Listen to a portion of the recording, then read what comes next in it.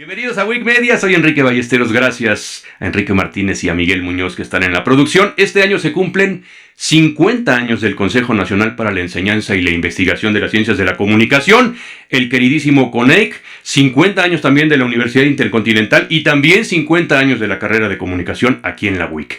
Podríamos quedarnos en la celebración, desde luego, pero hay una pregunta mucho más interesante. Después de medio siglo formando comunicólogos, ¿qué hemos aprendido realmente sobre la comunicación en México?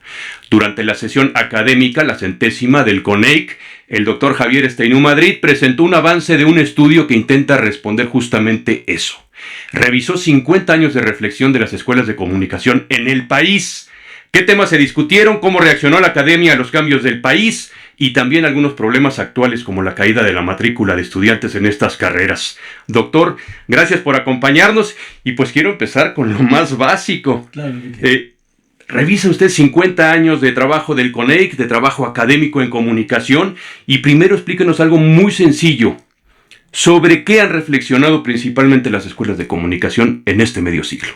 Bueno, es una multitud de aspectos y temáticas que han tenido una evolución a lo largo de diversas décadas, que tendríamos que verlo a través de una serie de informaciones visuales, gráficas, pero podríamos decir que surgió, el inicio de CONEIC surge en 1974 y en un inicio fue más bien un trabajo de carácter administrativo, logístico, institucional, gremial, para incorporar a más escuelas de comunicación y empezar a tener un intercambio, una vinculación, un conocimiento, porque estábamos todos desvinculados y dispersos en el país. Entonces fue un intento de integrar a la República en este organismo, Consejo Nacional para la Enseñanza e Investigación de las Ciencias de la Comunicación. ¿Cómo empezó la reflexión? Pues tardó 18 años en surgir.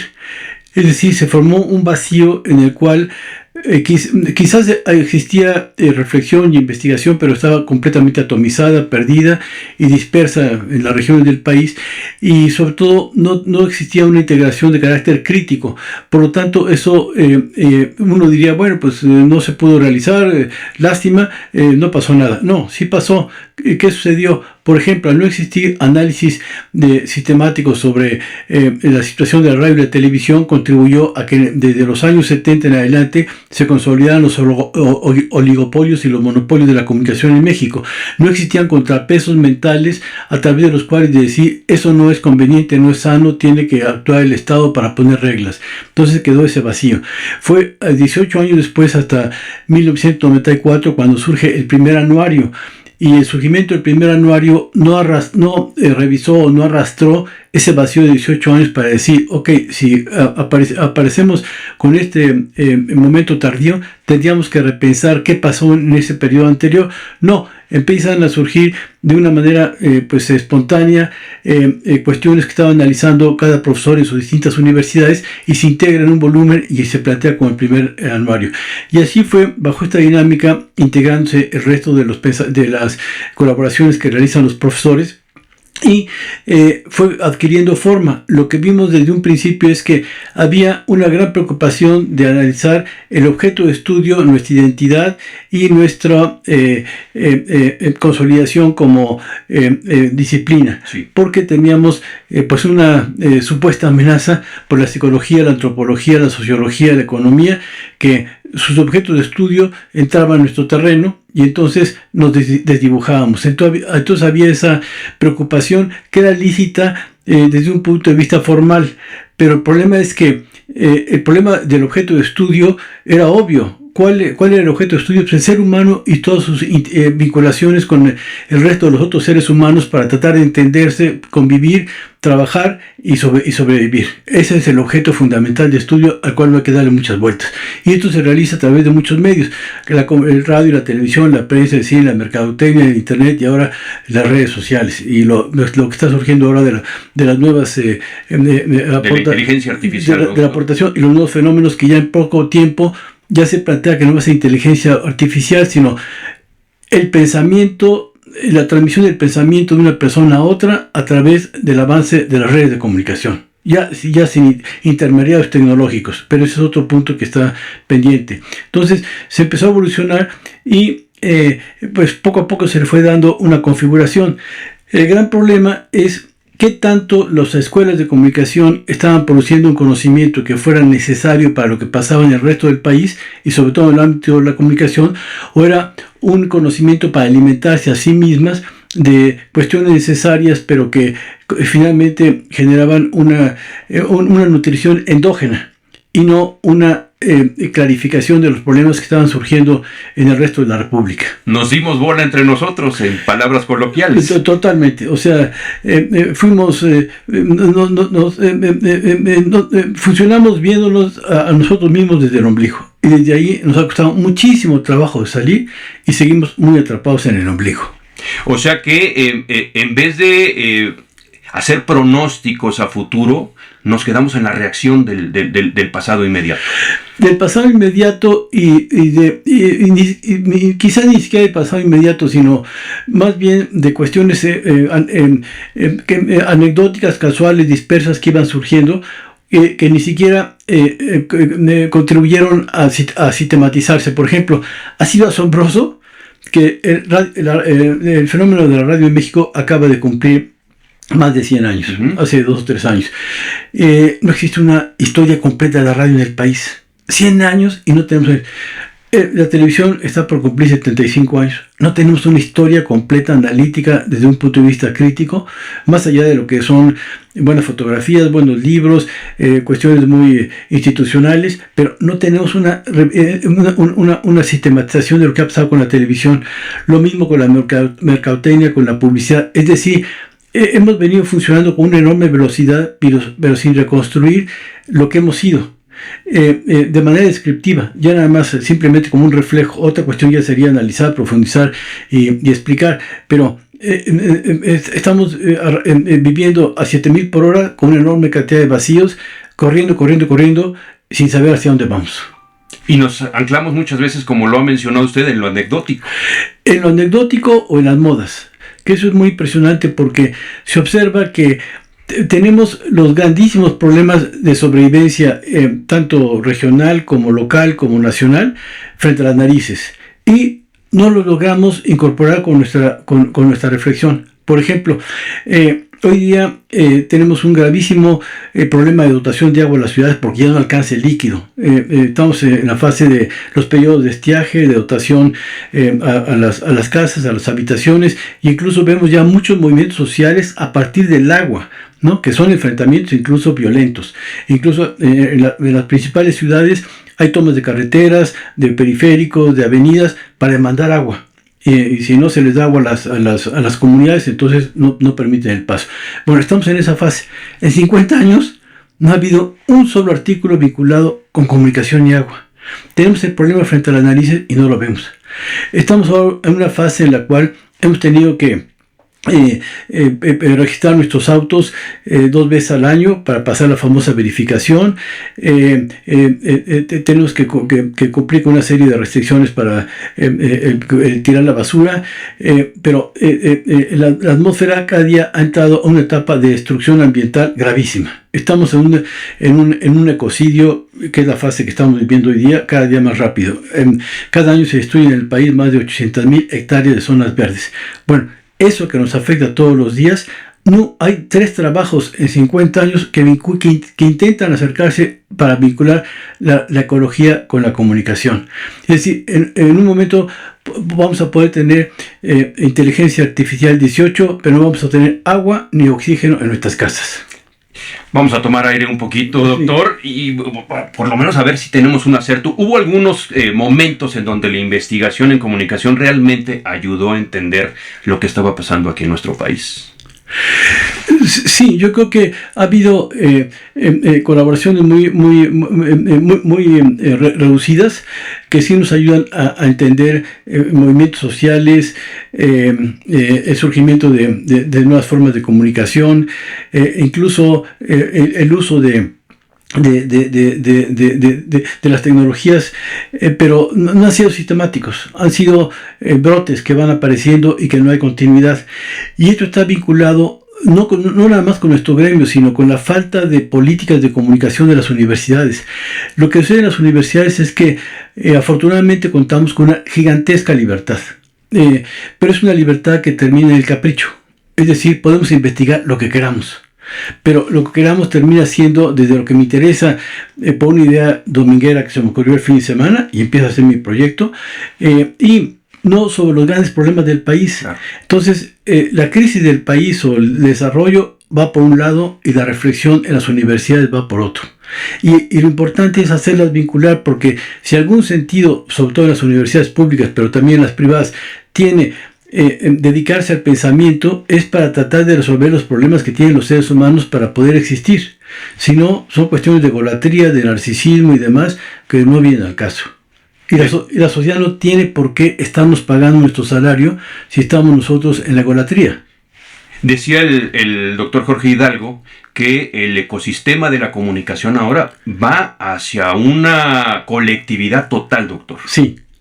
Sí, hoy estamos en una etapa en la cual no tenemos instrumentos ni teorías, simplemente acercamientos muy líricos, muy improvisados, porque el avance de la comunicación va a 10.000 por hora, y estamos en una etapa en la que los modelos anteriores de mediados del siglo pasado o de la tercera parte, la última tercera parte del siglo XX, ya no nos sirven para explicar lo que ha pasado hoy en el siglo XXI, porque como efectivamente decía Jorge Hidalgo, estamos en una colectivización donde cualquier ciudadano ya puede ser comunicador con un iPhone o un smartphone, porque pasó de ser habitante o receptor a ser un generador de información.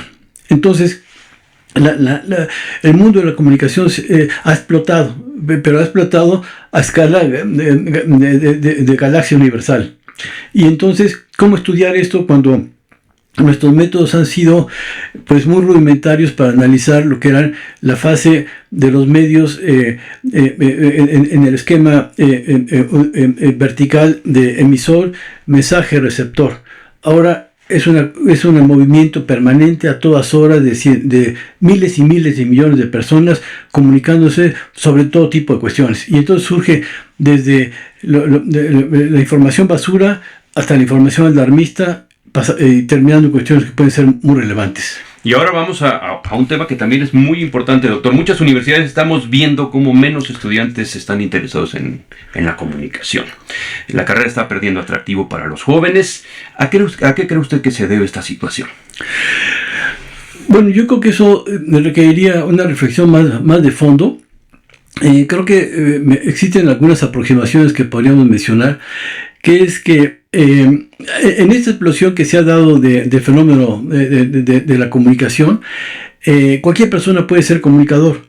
Por lo tanto, ni siquiera necesito terminar la primaria o la secundaria, ni terminar la primaria y la secundaria. Si me compro un smartphone y en el rincón de mi habitación pongo mi internet y empiezo a transmitir cualquier tontería.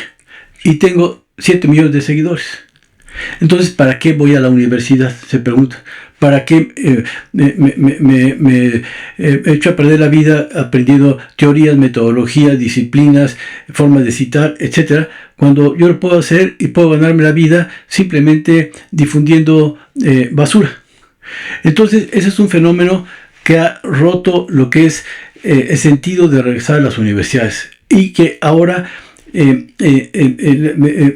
las empresas también piden, en segundo lugar, otro tipo de capacidades, porque también ellas tienen que adaptarse a la competencia y al mundo vertiginoso que están viviendo, no nada más a nivel nacional, sino que ahora se compite a nivel global. Claro. Y entonces nosotros no estamos formados todavía en las propias universidades para ir a la velocidad que requiere el cambio de la comunicación en la formación de esas habilidades. Es decir, la comunicación ha avanzado de tal forma rápida que nuestras mentes se quedaron atrás para poder estar capacitados para ir al mismo ritmo. Entonces, estamos enseñando lo del pasado cuando el futuro ya nos alcanzó. Y además olvidamos, como bien lo dijo usted, el objeto de estudio. Ahí está tal vez una razón, Sí. Y también puede estar la solución. No olvidarnos del objeto de estudio. Por supuesto, por supuesto. Sí, por supuesto, nada más que a las empresas no les interesa el objeto de estudio como el ser humano, sino lo que les interesa es el billete. Definitivamente, Sí. sí. Quieren tener empleados eficientes, obedientes y que no analicen, no armen panchos, como dirían, ¿no? Sí, que produzcan ingresos para las empresas. Ese es el punto número uno. Si funciona eso, todo va bien. Si no funciona, por más humanismo, ética que se comente, el asunto no funciona. Doctor, usted es nuestro referente desde hace muchísimo tiempo. Muchas gracias. Como estudiante, usted estuvo aquí en las Semanas de Comunicación y le voy a pedir un mensaje de esperanza porque estamos trabajándolo entre todos, estamos replanteándonos, estamos buscando precisamente salirnos y dejarnos de ver ese ombligo para que las nuevas generaciones vuelvan a ese objeto de estudio y podamos, ¿sí?, hacerle frente al billetazo. Claro. Bueno, es complicado porque son tantas cuestiones que están entrelazadas entre sí, pero yo diría que hoy tenemos que en las escuelas de comunicación generar un salto cuántico en términos cerebrales. ¿Qué significa eso? Está muy bien todo lo que se ha trabajado en 50 años o en más tiempo, aprendiendo metodologías, teorías, técnicas, etcétera, manejo de oficios de comunicación, etcétera. Todo eso está muy bien y hay que recuperarlo. Pero el asunto es sobre qué nos tenemos que centrar. Y entonces yo creo que tendríamos que hacer un pronóstico de cuáles, por ejemplo, son los 10 principales problemas de comunicación que va a tener México en los próximos 5 años o 10 años, el periodo que nosotros decidamos. Y pensar con todo eso que se ha acumulado en 50 años anteriores, qué es lo que podríamos nosotros ofrecer. Y si no, en qué nos tenemos que capacitar. Y ahí van a surgir muchas cuestiones complicadas. ¿Por qué?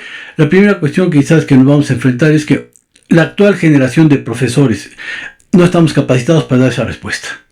Entonces, somos una generación vieja para problemas nuevos. Entonces, ¿qué se puede obtener de esas generaciones anteriores para resolver lo nuevo?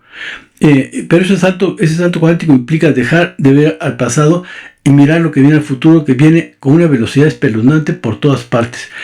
Y otra segunda cuestión es, no implica que las personas que ya somos de otras generaciones quedemos desechados, sino tenemos que recapacitarnos para lo que hemos aprendido, volcarlo para intentar colaborar a resolver esos grandes problemas. Porque de lo contrario, no nada más es un problema, no es un asunto nada más de estar bien orientado, sino que no se va a tener empleo, porque se está preparando para el siglo XX y no para el siglo XXI. Y las preguntas del siglo XXI son diferentes de las del siglo XX. Y esas preguntas no las tenemos ubicadas. En el foro de Davos de este año en Suiza, vuelve a ser muy interesante cómo la confluencia de los grandes pensadores, de presidentes, dueños de las multinacionales más grandes del mundo, representantes de los países, etcétera, se reúnen para pensar sobre los principales problemas del mundo. Y uno de los problemas que siempre está presente es la comunicación. Pero se van más por la orientación económica y por cuestiones de tener éxito, pero no se regresa a lo que es lo básico de cómo resolver esos problemas. Porque hoy estamos ante fenómenos verdaderamente inauditos. Sí. ¿Cómo es que las nuevas generaciones de nuestros alumnos o de nuestros estudiantes hoy ya no quieren ser seres humanos, sino quieren ser animales? Hoy quieren ser conejos, burros, ratas, caballos. O sea, ¿qué ha pasado? Y eso ha cruzado por la comunicación. Y no alcanzamos nosotros todavía asimilar eso. Vemos nada más la descripción del reflejo y la verdad, ¿qué respuestas se pueden dar? No lo sé. Lo primero, por eso que tenemos que hacer es dar un salto cuántico que implica ver hacia el futuro de cuáles serían los principales desafíos y frente a ello pensar qué podemos hacer. Ahí está el primer paso y nos da mucha esperanza, doctor.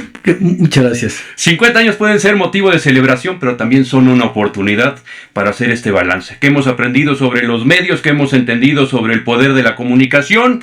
¿Y qué falta todavía por pensar? Doctor Javier Estenido Madrid, muchas gracias por ayudarnos a reflexionar sobre estos 50 años de la comunicación y el CONEIC en México. Le agradezco su visita. Muchas gracias a ustedes, Enrique, por invitarme a esta casa de estudios que aprecio y valoro mucho.